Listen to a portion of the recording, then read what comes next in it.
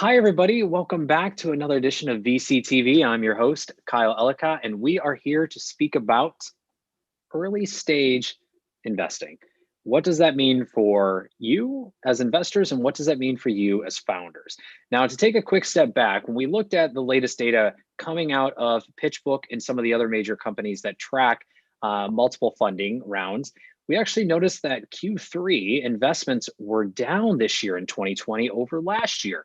But that was not necessarily the case or going to be the case going into Q4. And we're still waiting on that data as we're almost wrapped for the year. But Q4 2020 could actually see a small little bit of a bump.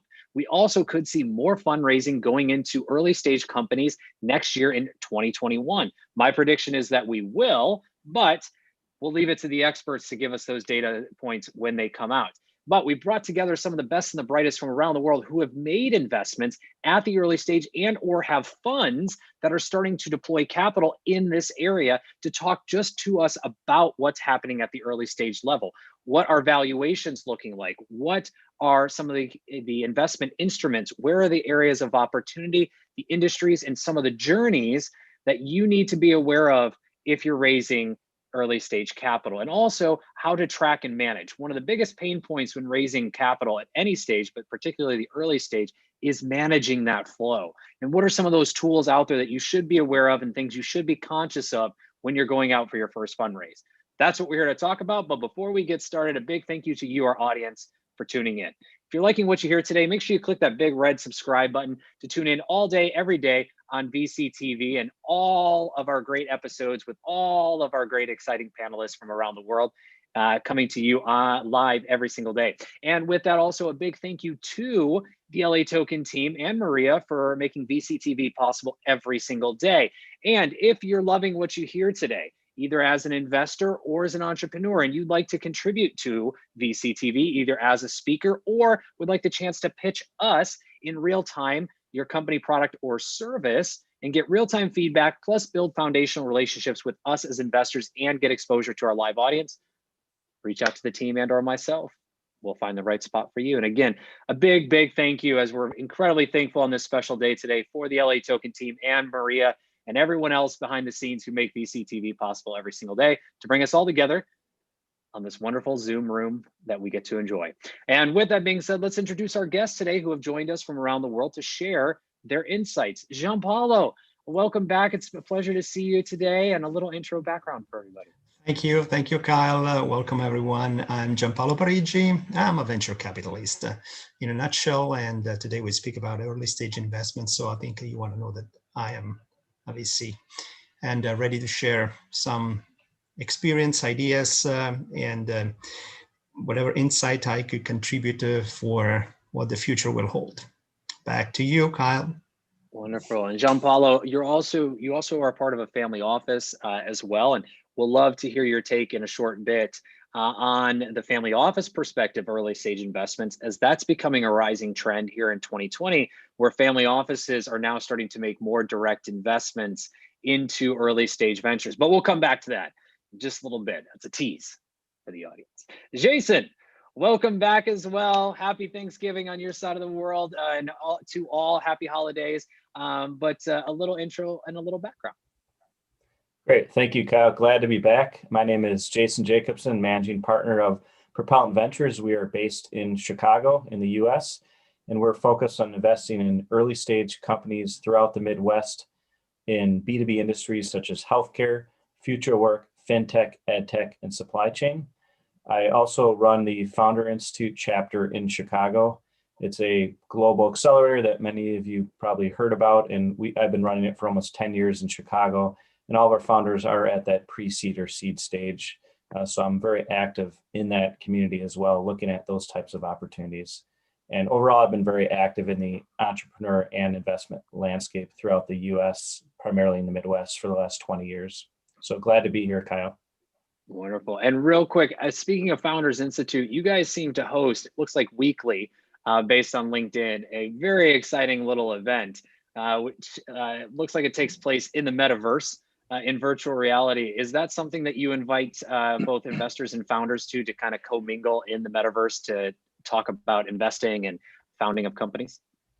Yeah, so we traditionally in Chicago do something called Founder Night Out, which is a monthly happy hour environment for entrepreneurs, investors, and those in the ecosystem. Typically it's in person, but since the pandemic, we went virtual in April. And one of our grads in Chicago, Gamer Jibe, created this 3D virtual environment. So we've been doing these since April, just about every month. And it's a 3D virtual environment where you walk around in an avatar, meeting people one-on-one or small group discussions. So we have Startup Showcase where we have founders that pitch their businesses, and then we get investors and other people. So we get, on average about 100 people at these events. And it's been pretty neat. It's very different than something like this. It's just a different engagement. Very cool. I've been wondering, so I had to ask. I just keep seeing these screenshots on Jason's LinkedIn of him as an avatar walking around. I've been meaning to ask. So those that are listening either in the Midwest or globally, if you want to join in, reach out to Jason and we'll get his contact information at the end. One thing I'll mention, sorry, Kyle, so they do a happy hour every week, Gamer Jibe. So if you want to check it out on December 3rd, go to gamerjibe.com. You can check it out on December 3rd, and it's open to anyone. All right. Little metaverse happy hour. Thank you. Joining the Oasis. Here we are. Pep, welcome to the show. First time. If you can, a little intro and a little background. Sure. Greetings from Estonia. It's 6 p.m. It's dark. It's raining. We don't do Thanksgiving holiday here, but to you guys, happy Thanksgiving. And my background is such that I started about 23 years ago in sales and a management training company, out of which the software company Pipedrive was spun off about 10 years ago. And I was the founding investor. Two of my guys who were part of this sales and management training company came up with the idea and attracted three other fellows from the IT world, and that's how it happened. So now we're in the middle of the acquisitions by Vista Equity Partners, which is still an ongoing process.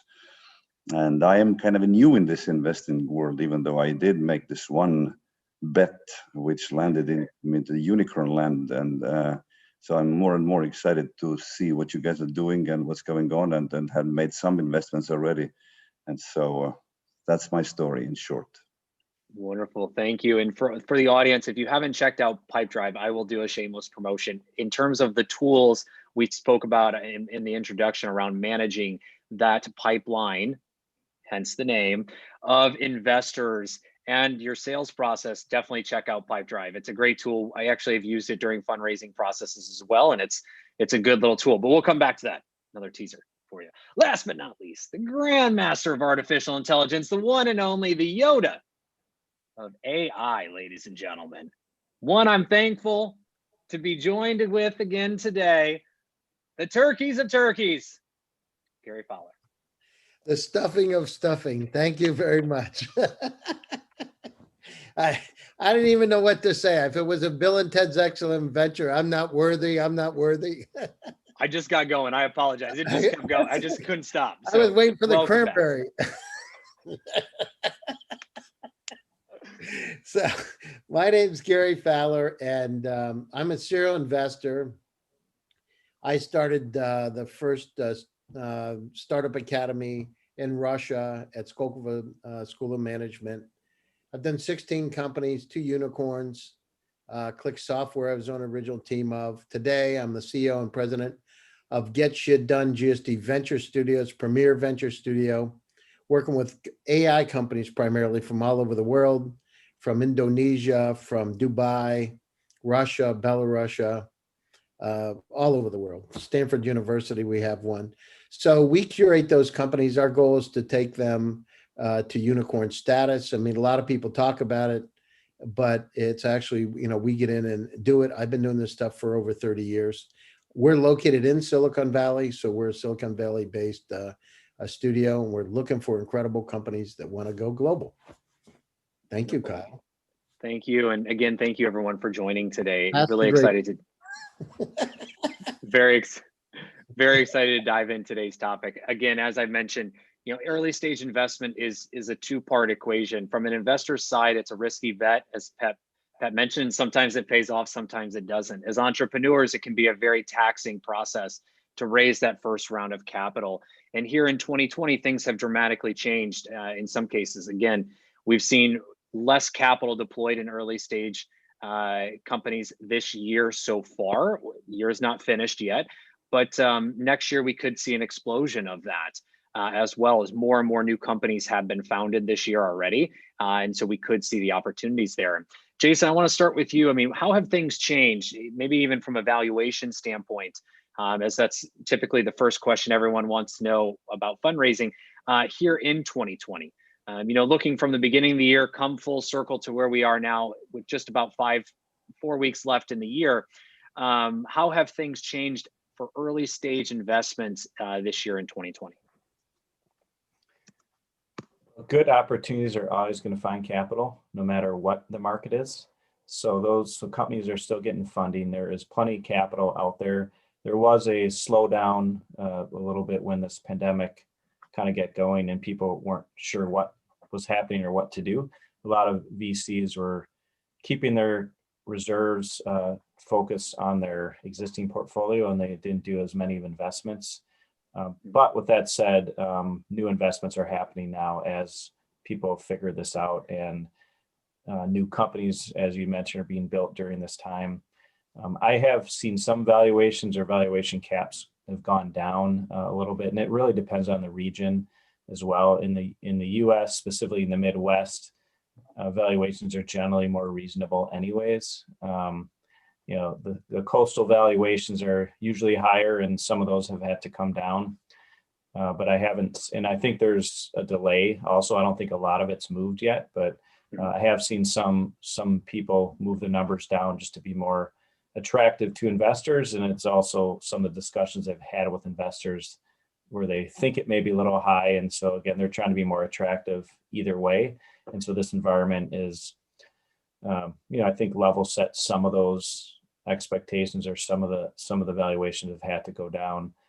Companies have modified their business models to stay afloat, and they've gone after new markets that maybe it was something they're thinking about in the future, but that's accelerated itself.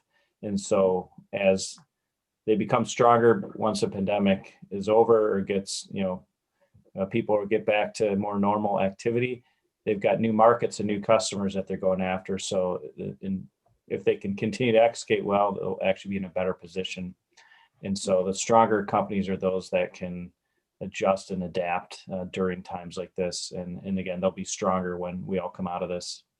So I'm very hopeful, and I've seen a lot of great things so far. And thank you, Jason. John Paulo, I want to come to you for the other side of the world, but I know you look at companies on a global scale. I mean, how have things changed from your perspective around early stage investments over the last year, or over the course of the year, pardon me? Well, in terms of our attitude, and not only I think my own, but investors' attitude in general, nothing changed. There's been just a decrease in investment in the third quarter, and we know that for a fact in the United States. In Europe, about 50% quarter on quarter on a year-on-year basis. We'll see what the last quarter will yield in the West and also in Asia, but I think what has been lacking in the market is primarily the business angel money and I would say smaller high net worth investors money, and which are normally groups that tend to populate and preside over the area of early stage. So it's not that these people all of a sudden became poorer, it's just that they have been hanging on to their liquidity given the uncertainty of the markets that we have seen through the pandemic. I mean, in some months, the market sentiment was not really, optimal for early stage investment. So if you go into deals that are, over 20 million and over 50 million, basically you see nothing really has changed on Series A rounds. But most companies, around the world are not looking to raise, I would say north of 20 million. But I think, this will have to change also founders. I mean, this is an investor's market. There's a lot of liquidity out there, but, liquidity now means way more than it used to mean even 1 or 2 years ago. And so there's a a lot of dry powder, as Jason said, and but it's going to be employed, I would say, and not with hostility, but definitely, at the benefit of the buyers and the investors and the underwriters, rather than the founders necessarily. So I am seeing a market which is tilted in favor of the investors in 2021. I do expect, as you said, Kyle, as well, if not a recovery in the investment amount, at least a moderate stabilization path. They say hockey stick, but moderate hockey stick going up, and again in terms of quantity of investments released on a global basis. But I think a lot of things have to change in terms of how startups are approaching the market. And there's also the possibility for some of the ventures to raise debt, which is something I've been working on over the last 2 quarters substantially. Not all ventures can be reconverted fully to debt or partially to debt, but those that can be reconverted, restructured, are significantly increasing their likelihood of raising capital internationally. And just to clarify real quick, Gianpaolo, when you refer to debt, you mean venture debt, right? Another instrument that founders can look at as fundraising. Not necessarily. I'm talking about actually plain straightforward debt. Because convertible notes are, and mezzanine is assimilable to equity anyway. So it would get you through the ordeal. They go through the eye of the needle anyway in terms of the structuring, the placement, the registration filings, whatever it is that you have to do, which entails and involve having capital for those who help you or assist you raising, from CPAs to attorneys to investment bankers, brokers, whatever you have out there on the field, boots on the ground working for you. And because at the end of the day, as I say, they're all assimilable to equity. They're expensive to deploy, and they are, requiring a longer timetable.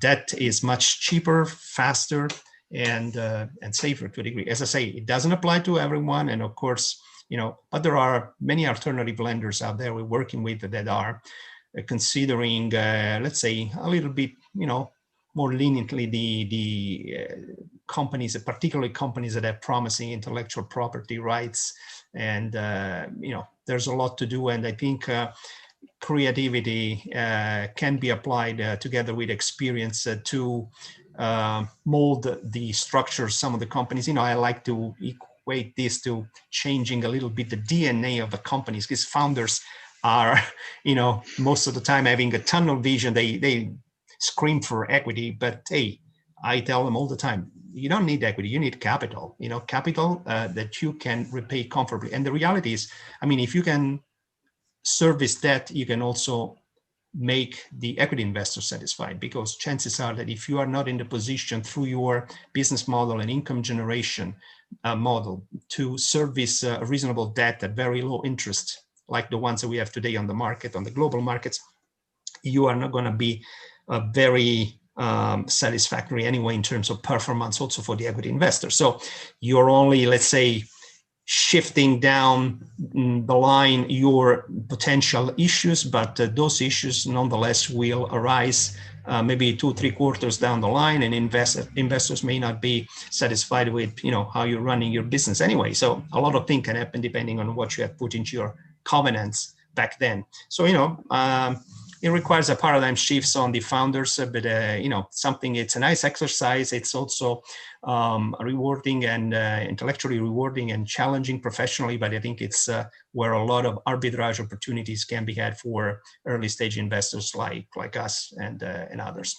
Thank you. Well, it's a great point, and thank you for clarifying that as well and going in depth on that, Gianpaolo, because traditionally there's when founders think to fundraise, there's usually one path and one path only, or one path to follow. But now today we're actually seeing multiple different opportunities for capital infusion into a company at the early stage, whether that be a syndicate, whether that be a high net worth individual, a business angel network, a venture capitalist, an early stage venture capitalist, a family office. These types of venture debt or debt traditionally, as you're speaking to, along with different types of notes of SAFE to SAF, so equity versus tokens, depending on the industry that you're in, a combination of the two. And then we're also seeing, the rise of government grants as well, and incentives or schemes that also play a role. These non-dilutive investment capital that can come in, which for an early stage venture really can change the game for you. And going back to that conversation of equity, can actually help you grow without having to worry about restructuring the company or structuring the company for equity displacement and dilution later on. And so to the audience, Gianpaolo brings up a very good point. And this is actually something that if you are out there fundraising, you should be looking at all of the options out there, and there's plenty.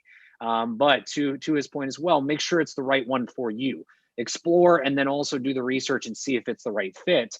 But there's tons and many more to come as well. And I would say there's probably never been a better time to fundraise because of the amount of opportunities and options that you have. And with that, both Pep and Gary, I want to come to both of you on this next question. And both of you were founding investors and founding team members of very successful companies, we'll just say, and congratulations to you both.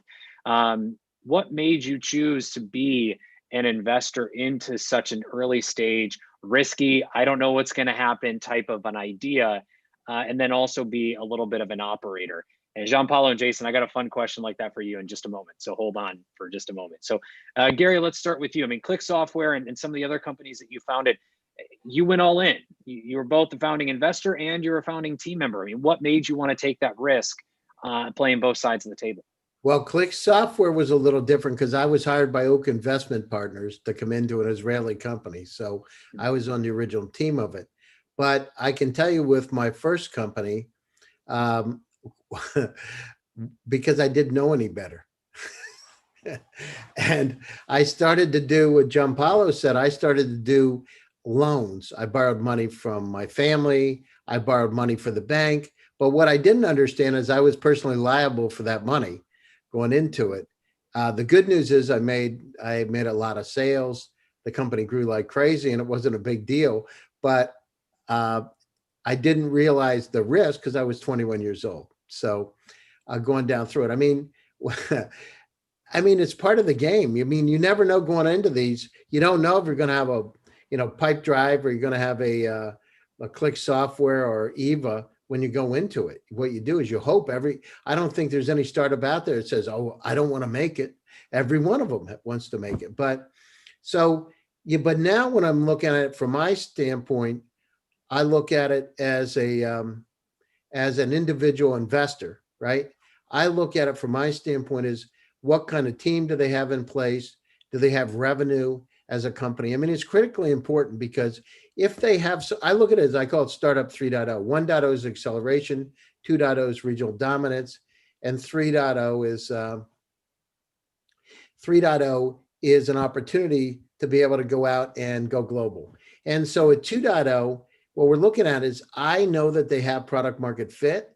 I know they've got some revenue, and I say critical revenue for me is about $20,000 a month MRR, because I feel like they got their act together and they're ready to go. But in terms of, I talk to VCs, I deal with about 300 VCs regularly. And one thing I can tell you, and everything from SoftBank down, is that people avert to risk. And if they're dealing with an early stage, pre-seed company, there's a lot of risk, always a lot of risk. But even now with COVID, there's more. So one thing that I do is as I said, if they have revenue, I feel that they have product market fit, if they've gone down through and proven the model, it's interesting. Then I look at the team, right? Is the team really a flexible team that has got the flexibility to do something dynamic? And also, if the CEO doesn't fit, are they open to be able to changing out, or are they one of the persons that say, I'm not going to ever leave, it's my company? It's not interesting, because they probably will have to leave if we want to grow the business. So those are the kind of things I look at. And then, today offers an incredible world, Kyle, because through this, and COVID isn't going down, unfortunately, it's record levels today, literally today in the US. So we've got a unique situation where we have to use the medias like we are here today to be able to get the word out. And it's not so easy if you're a startup that's in the Czech Republic or Indonesia to be able to get the attention of Silicon Valley. I say Silicon Valley because Silicon Valley for me is a port to the rest of the world, right? So if I want to raise money from Japan, from Tacoma Ventures, I go there. If I want to get it from T-Mobile and Deutsche Telekom, I get them out of San Francisco. So using that as a port, it is a little different because a lot of what we do is based on trust. I mean, I can't tell you how many VCs I've talked to even today that said, the only way I'll invest in a company is if somebody recommends the company that's another VC to me or is invested in it because it takes the risk out. It's vetted and you feel comfortable. So we're in a unique world. The good news is it's really given all opportunities. It doesn't matter if you're in Africa or Indonesia or the US or the UK or Estonia. Everybody's got an equal playing field today. Now the question is, how do you use it wisely? It's like the Indiana Jones movie. How do you use this thing wisely? Because if you do it right, this is the greatest time for visibility that we've ever had. I mean, literally, I'm with this. I wrote the CEO of one of the largest companies in the world yesterday, and I got a response back, right? It is unprecedented. That would not happen in normal times. So use it while you have the opportunity to get out because it won't last forever. And when we come out of this, there won't be as much of this digital transformation as we have today. Yes, there'll be some, but it won't. The opportunity is today. Mm-hmm. I mean, you're absolutely right. And just one point you made is that warm introduction and how important that is. And this is going to lead up to Gianpaolo and Jason in a moment, but you don't really realize, and I'll say this having been on both sides now of the table. And as a founder, I didn't realize, I heard it, thought it, didn't believe it, but kind of believed it, that warm introduction really can change the game for you. And now sitting on the other side of being an investor, seeing how impactful that introduction, that referral, that recommendation to another investor can have for a founder. It's very, very impactful. And to your point, as the game has changed here in 2020, and as we look to 2021, we'll probably continue, is you have to lean on those warm introductions when raising capital, and it's something you should. And also, as we talked about in other previous episodes of VCTV, when you do go out to fundraise, talk to the investors and some of their portfolio companies and ask how those investors support the companies, how they've worked with the companies, how they help the companies during early spring and summer this year, because that will show you kind of how this investor or investor group can be supportive and will be there or will not be there for you in the future as well. But Gary, that's a great point. And Pep, I want to come to you. I mean, you have an incredible. Can I say one more thing? It's so important. I mean, I put together this, I'm still actively involved with my acceleration stuff, but I actually put a group together. And what I did is with startups, I tested it just to see it would work. And I got some of the top investors in the world involved. And I put a 10-week program where I put them in as mentors. And I mean, top investors in the world. What has come out of it is actually extraordinary. There's actually, because they got a warm, and they became his mentors first, and he started working with them, they're now investing in those companies. It's unprecedented. I've never heard of anybody do it. Now, a lot of these are personal friends of mine, but guess what? They've talked to their friends. Now these companies are some of them they're early stage. I'm doing it basically as a service to kind of help them out. I don't take any equity, anything like that, but it's amazing how this thing is really starting to transform. I've never seen anything like it in my life. And I mean startups from Argentina. I mean startups from Germany, Indonesia, all over the world coming in, and it's working. So there is a way to get through this. It leans into the point that it doesn't happen overnight. It doesn't. There's many pieces. Yeah, there's many pieces to the process. The relationship, that personal relationship, because it's a trusted network. And that trusted network, I trust your judgment. If you send somebody over, Kyle, to me, I know there's a good probability that they're vetted and they're good people to work with and you think their idea is valuable. But if I see them, I get inundated with, I mean, I don't know how you are, but even in LinkedIn today, I'm inundated with people trying to get a hold of me. It's unbelievable. So I'm trying to filter through it as much as I can because I don't want to leave anybody behind, right? But it's hard. And that goes back to adding context for anybody reaching out on LinkedIn. Add context so you don't fall through the cracks. Pep, I want to thank you, Gary. And Pep, I want to come to you. I mean, you've had an incredible journey and similar question. I mean, you went in both as a founding investor and as an operator, and now are going back into investing. What made you kind of decide to play both sides of the table in the early days of Pipedrive? Well, what we did with Urmas Purda and Timo Rein, who are the creators of the idea of the pipe drive and the co-founders, is that we were helping local businesses to improve their sales and the business in general. So we did basically in-house, custom-made, tailor-made sales training seminars. And so after some time, Urmas and Timo got sick of it. They said, we want to make money when we sleep. And so we happened to visit a Finnish entrepreneur and a training king, Jari Sarasvuo, back in 2006. And he had just actually bought a local IT company. I think it took a Microsoft service. They sort of packaged it up different and they're trying to sell to big companies. And so we got really inspired by that. But there must be a better way to help companies and make money than just doing seminars.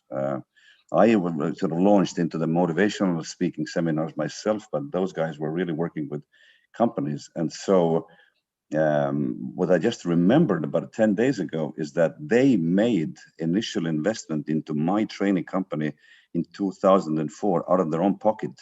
And so when they came to me asking for investment in Pipedrive, I don't think I took more than a few minutes to decide, because I was almost morally obligated, but also they were friends. I knew what they were capable of. They had been working together for 10 years. So I wasn't sure at the time how big it might be or could be, but I was sure that something would come out of it. And so I didn't hesitate at all. And so I kept working in my field while they worked in two fields. And then so soon they left. I bought back the shares that from them in my company. And so the rest is history. So it was sort of a moral thing, but it was also like a no-brainer because I knew these guys.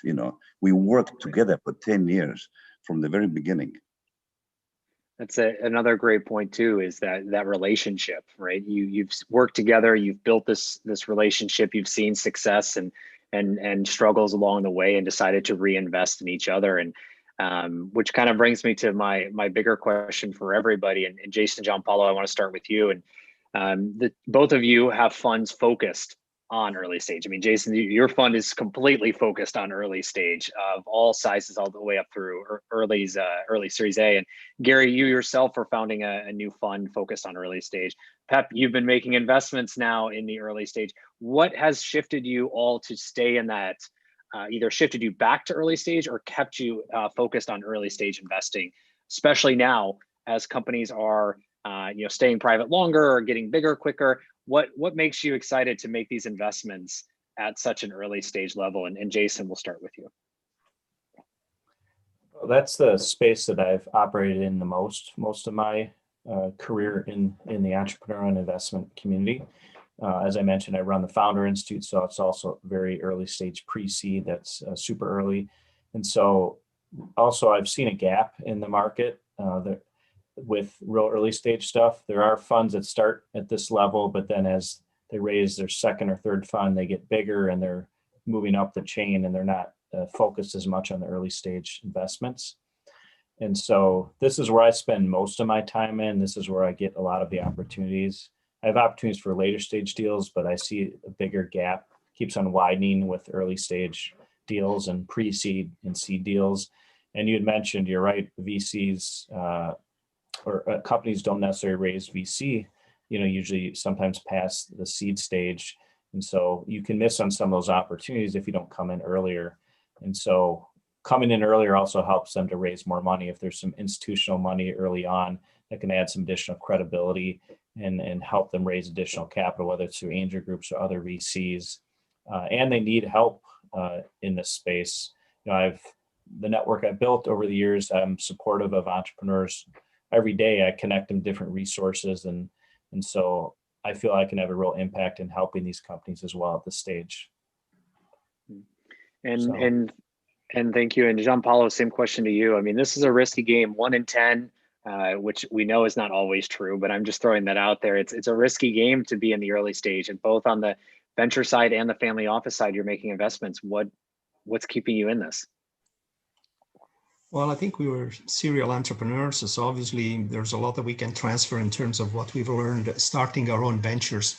into what we invest in, in terms of angle, really, of attack on the market. But especially, I would say the greatest single contribution would be avoiding most of the pitfalls. Because if you think the vast majority of companies die before year 3. And you said 1 out of 10. Unfortunately, if people knew exactly, the batting average, nobody would become an entrepreneur for a long period of time, because it's actually way lower than 1 out of 10, the ones that are successful. In Silicon Valley, we used to quip that, you got a juggler with the 20 balls and only one will be good and 19 bad. But again, even that one is not, not even close to called. So it's the average of company, a number of companies that can make it past the initial 3 years, it's really apparently meaningless. But those are the companies that are, bringing the world forward, and not only the unicorns that are giving big pushes to the world at once, but also a myriad of other relatively unknown companies that prop up the economy and grow, and increase the level of wealth across geographies. So I think, why do we participate in that? Well, I do it with two hats. A single family office actually invests most in infrastructure deal, proprietary deal on middle market.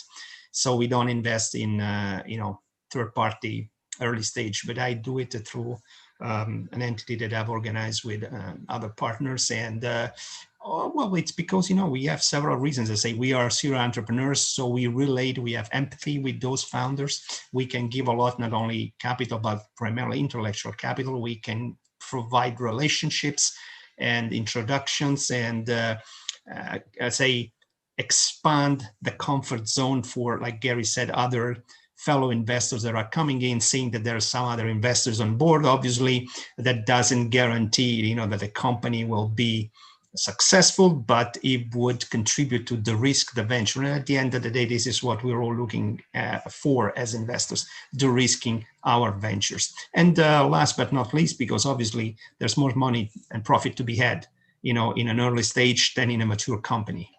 So, you are, if you know how to de-risk ventures and you're comfortable with the environment, it's a beautiful position to be in, and it's such an exhilarating experience, because you are really on a daily basis in contact with, again, the generation of innovation, new intellectual property coming out, the enthusiasm of not only young people, because there's a lot of startup founders that are in their 40s and even 50s, so, but there's still an enthusiasm and an angle and ingenuity brought to the market, which it is really like fresh oxygen, and it's beautiful. And you nearly become addicted to that. And, and there's a lot that can be done at that level. You have an influence on the companies. You can really bring together very good professionals and entrepreneurs to help on their board or to advise along the sidelines. So there's so much that can be done, and you can really make a contribution and having an impact. So I think this is the answer of why we are in that space. And I'll just say, the older I get, I think the more excited I get to build. And be on that side as well, to your point. I just wanted to add something, because Gary mentioned his experience as a young founder back then, and he secured debt, but he had to do it on personal guarantees. I forgot to mention when I spoke about debt that none of the transactions that we are building nowadays based on debt involve any personal guarantees on the founders. So, the market is propelling itself forward, and there are different possibilities. So we are using this. So it's important for founders that want to consider debt, maybe with us, to understand and to know that it can be done so without, as I say, forking up personal guarantees. I think it's very important. That's a great point. And hey, Gary, transitioning over to you. Same question. You're building a new fund. You've got a $100 million fund. You're focusing on areas of the underserved. You've also got some other investments that you're doing. The same question to Jason and Gianpaolo, why early stage? What keeps you excited at the early stage? Well, I mean, you want to keep your finger on the pulse of what's going to happen because those early stage companies become the pipe drives or click softwares of the world. So you want to make sure that you're there. I mean, if you talk to VCs, right, they're watching companies for sometimes 2 to 4 years. So you want to get in the middle. You know, I get in after, as I said, after I'm sure they have product market fit and they have some revenue because it's if not, there's a whole lot. It's a different kind of scenario, right? Going down through and getting them to the MVP, and you may have to take a deeply operational role to get them over that hump. But yeah, I mean, the thing is, you don't want to wait too late. And if you understand the environment, and we focus on artificial intelligence, so our companies are from all over the world in AI, and we don't talk about it. Deep AI, unsupervised AI, ladder networks, VAE, those kind of things across multiple vertical markets. So these are the companies that are going to be the next Twitters or Salesforce. And I remember actually got a chance to meet Salesforce when they first got started in their first office. So, I mean, I've seen the transitions of the companies or, Broad Vision or a Siebel system. So that's how they start. You never know when it starts, but you do have a feeling because you can tell the team's resilient and able to move forward. And, once they get knocked down, they get back up. It's not one. I look for that a lot. Do they have those kind of experiences?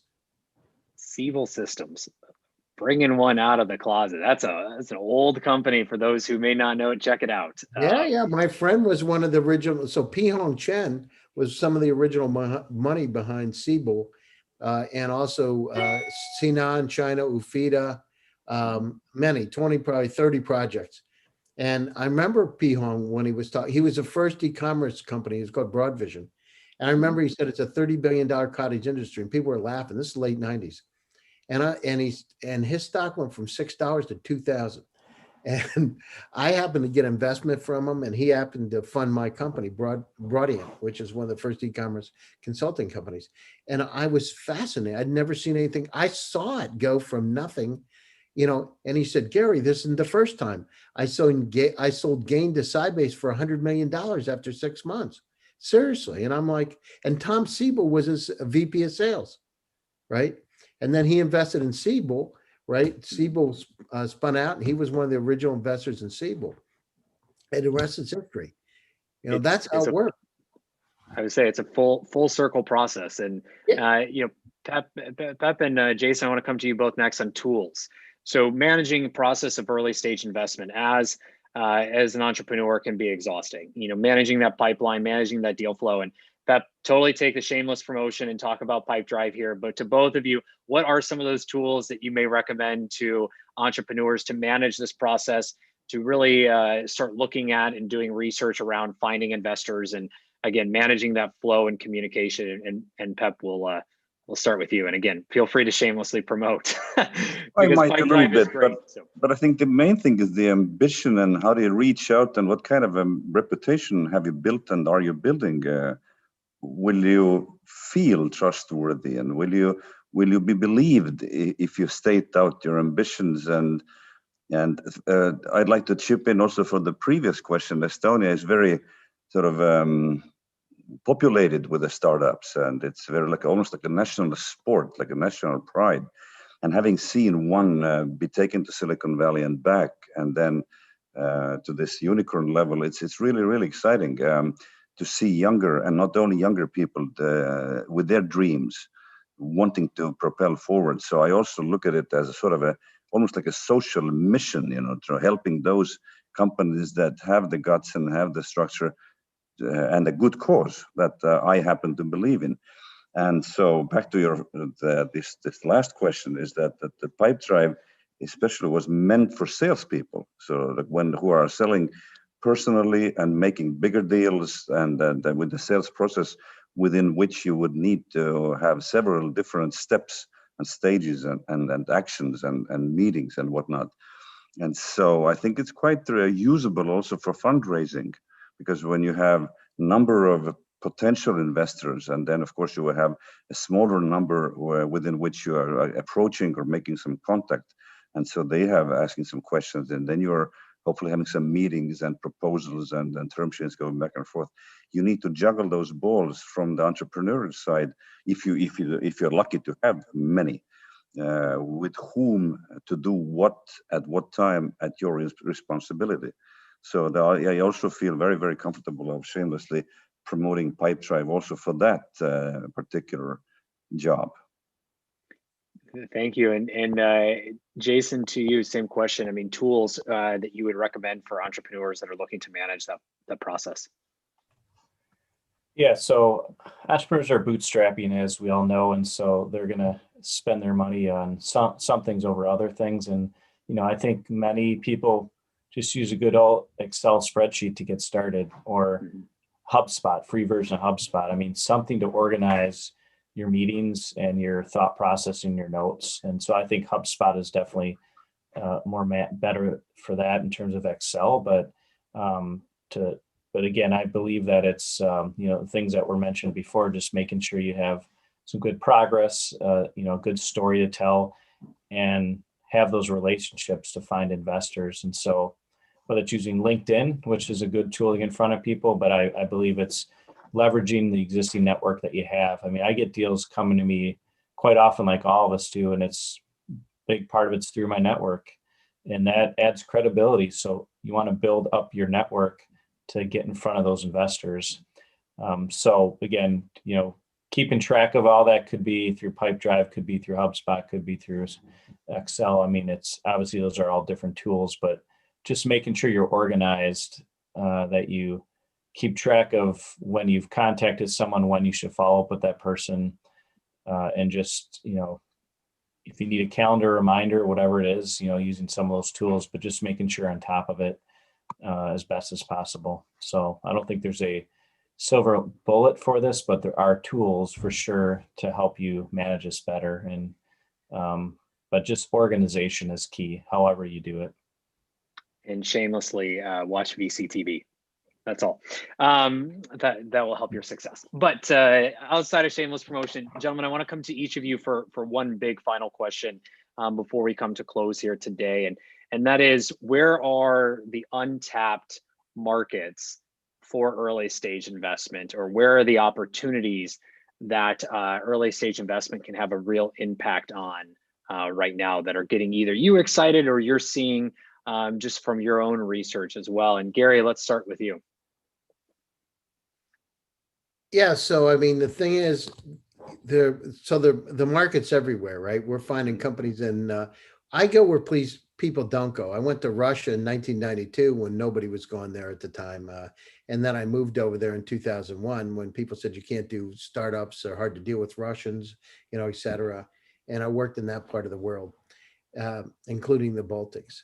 So where I'm going now, I'm looking everywhere. I'm out looking everywhere for them. I'm finding companies in Argentina, in Chile, in Indonesia, in Bangladesh, in Africa.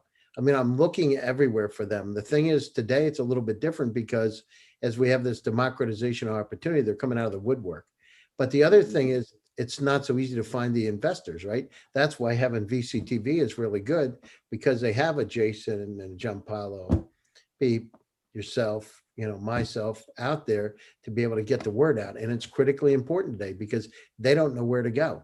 And so it's great for me. I mean, I'm finding literally people all over the world. I write a lot, and so I get a lot of visibility on that side.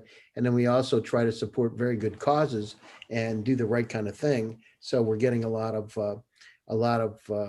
governments and VCs contact us because of some of those efforts. We do impact kind of things, and it's a 360-degree view.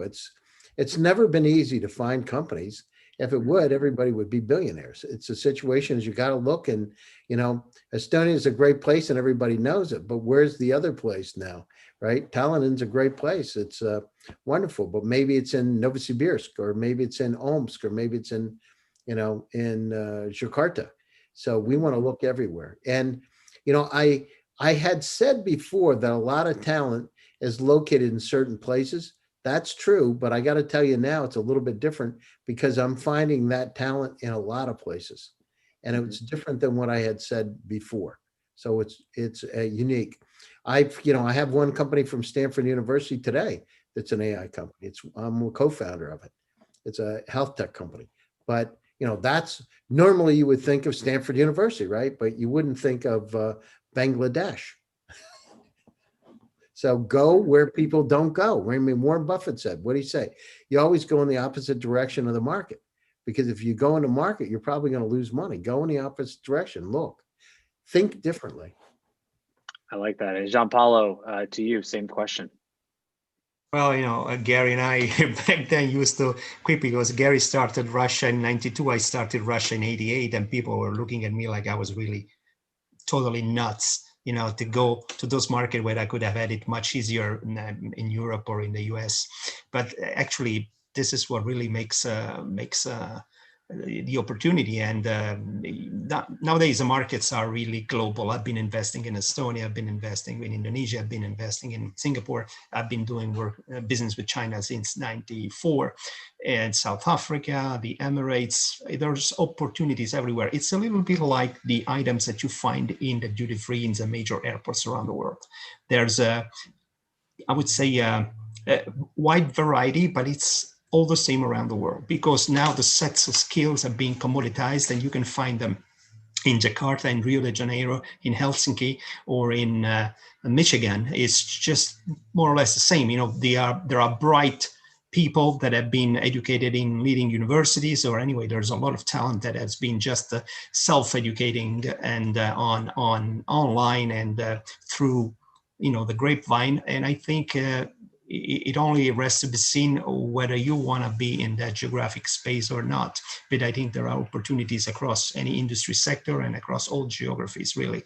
It's only a matter of, where you want to have your fun. The only thing that I want to add on that is, it's just like on early stage, it's like, a man riding a horse across the desert. And if you ever stumble onto water, the first that needs to drink is the horse and then the man. So you remember that, you have to ensure the survival of your ventures so that they can, morph into larger companies, and if not successful unicorn, at least successful larger companies. Thank you, everyone. I like it. Thank you, Gianpaolo. That was great. Pep, to you, what areas are you seeing that's super exciting at the early stage right now, or opportunities? You mean areas geographically or business-wise? Either industry or geographically. I'm a beginner. I'm not going to bullshit you. I'm just looking around, and I'm seeing what I see locally here. And Estonia seems to be a great place. I think that what I was told the other day is that the Estonian founders seem to hold on for longer. They don't quit that easily. They may not make it big, but they're going to hang out for this first 2 or 3 years. And so, but also having spoken to other guys who do investments here for a longer time, we look around also Finland, we look around Central Eastern Europe, Israel. We just made an investment into the Finnish VR, AR company, 2 young, brilliant guys, 22 years old. It used to be Finns and Swedes that came to Estonia and made investments back in the day. It's kind of fun to be on the opposite side now. And so, I'll rest my case here. So I'm not going to be making up things about stuff I don't know. So. No, it's a great perspective. I mean, this is why we're all here on VCTV, to provide all these different perspectives from all stages and all types of investments. So thank you, Pep. And Jason, close us out. Where are you seeing the areas of opportunity right now? Yeah, so it's a big reason why I started my fund, and my fund's thesis focuses on the opportunities. And so specifically here in the Midwest in the US, companies are generally lower value than the coastal companies, and we need more early stage capital in the Midwest. And so I see the Midwest as a great opportunity for that. We've had some of the highest investor returns out of any region, and Chicago specifically has had the highest returns out of any city throughout the country. Now there's smaller numbers of investments, but in terms of the returns, they've been pretty high over the last 10 years. And so the geographic region here is great. Some of the industries I mentioned also, we're a B2B region. So healthcare, future work, fintech, edtech, supply chain, those are industries that are being impacted right now. And there's a lot of growth and investment in those industries. And so those are initial industries we're looking at, but we will look at others. But B2B is our main focus. So there's a lot of great opportunities there, definitely. And think these technologies have been accelerated. The adoption has been accelerated because of what's happening. I love it. So I'll leave it at that. It's perfect. So with that, we're going to come to closing thoughts. And then, of course, where can everyone find you online to continue the conversation about not just early stage investing, but maybe even share a little bit about what they're doing or opportunities to co-invest together. And Gianpaolo, kick us off. Closing thoughts, where can everyone find you? You can find me here on VCTV, which is a great tool, I think, for investors and entrepreneurs and consultants, I think, to learn, to share experiences, and also to present their case. So we're always happy to listen to them. You can find me on LinkedIn. You can find me on my webpage, gianpaoloparigi.com, or via email. Our email is gianpaoloparigi1@gmail.com, on Instagram, on Twitter. You can find me all over social. Thank you all. Wonderful. Thank you, Gianpaolo. Gary, any closing thoughts? And of course, where can everyone find you to continue the conversation?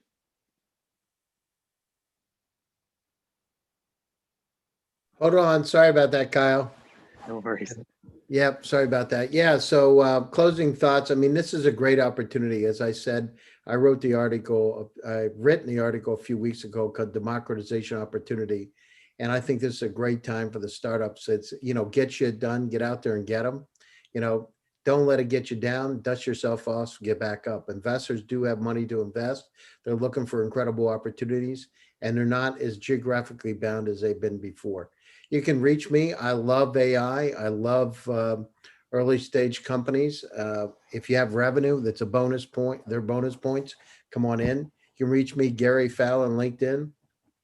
You can reach me at Gary@gsdvs.com, Twitter, etc. Or you can reach me through VCTV. Thank you. Thank you. Pep, closing thoughts, anything to add? And then, of course, where can everyone find you online to continue a conversation? Primarily, I want to thank you and LATOKEN for inviting me. It's like I spoke to you before we started the call. It was a bit of a surprise, and a nice one, just like you promised it would be. So thank you for that. I think two main ways to reach would be perhaps over Facebook, first name, last name, Peep Vane. We pronounce it a bit differently, but that's besides the point. And then the most direct way would be my email, first name @lastname.ee, pep@vine.ee, or as you Americans would say, peep@vane.ee. I actually lived in the States back when I was a younger man, and I had a terrible time with that name. Well, we are so happy to have you here, and we'll do a better job of making sure everyone pronounces it correctly in the future. Now it's all right, but back in the not so confident 22-year-old, I was having a hard time. The early 20s, as we've discussed, are a special time in all of our lives. So we were all there at one point with you, and thank you. And Jason, last but not least, close us out. Any closing thoughts? Where can everyone find you online? I just think it's a great time to be an early stage investor and entrepreneur. There's a lot of money out there and a lot of opportunities out there. So, finding those synergies is perfect. Just leverage your network to find those opportunities to meet investors and vice versa. You can find me at LinkedIn, of course, as well as Propellant Ventures website, and then jason@propellant.vc is my email. Wonderful. And all, thank you so much for giving your time today and sharing your thoughts and insights here on VCTV. We're incredibly thankful on such a special day, and happy Thanksgiving and happy holidays to all of you as well. And thank you, Jason. To those tuning in, again, thank you so much for tuning in. If you like what you hear, click subscribe, give us a thumbs up, do reach out. Thank you, Jason and Gianpaolo. Gary, if you would like to be on a show like today, do reach out. Thank you, Pep. We would love to find the right industry topic or region around the world to have you a part of a panel just like today's guest to share your thoughts and insights as well. And entrepreneurs, there is a virtual stage here for you on VCTV to get real-time feedback from investors like each and every one of us and founders focused on your area. Get real-time feedback on your company, product, or service, build foundational relationships with each of us, and get exposure to our live audience. What better way to celebrate the end of 2020 and looking ahead to 2021 than something just like that? Do reach out to the team and or myself. We'd love to find the right fit for you. And also, before we get to the final things, if you have the chance to reach out to all of our investors today, again, make sure you add context. that not only you heard them here on VCTV, but what you're following up with them about, whether that be on LinkedIn, respected social media sites, and or email as well. And again, last but not least, an enormous big thank you and incredible thanks to the LA Token team and to Maria for bringing us all together, and not just today on VCTV, but all days, every day on VCTV as well. Everyone have a great rest of your day and week. With that, I'm your host, Kyle Ellicott. You can find me at Kyle Ellicott on all social medias and all of our investors as well on social media.